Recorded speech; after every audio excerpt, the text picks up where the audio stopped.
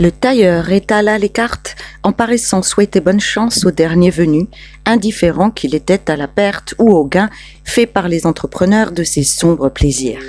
Tous les yeux, arrêtés sur les cartons fatidiques, étincelaient, car les spectateurs voyaient un drame et la dernière scène d'une belle vie dans cette pièce d'or. Mais, malgré l'attention avec laquelle ils regardèrent alternativement le jeune homme et les cartes, ils ne purent apercevoir aucun symptôme d'émotion sur sa figure froide et résignée.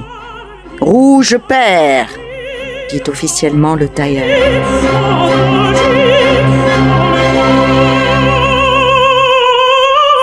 Une espèce de râle sourd sortit de la poitrine de l'Italien lorsqu'il vit tomber le paquet de billets que lui jeta le banquier.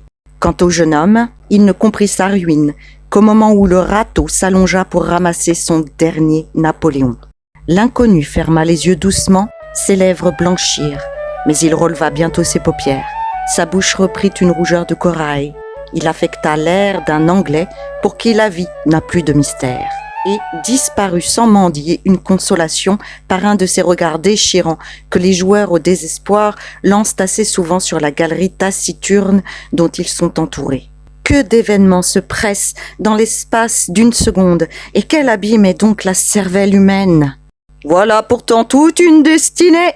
dit en souriant le croupier après un moment de silence, en tenant cette pièce d'or entre le pouce et l'index et la montrant aux assistants. « C'est un cerveau brûlé qui va se jeter à l'eau !» répondit un habitué, car tous les joueurs se connaissaient. « Bah !» s'écria le garçon de bureau en prenant une prise de tabac.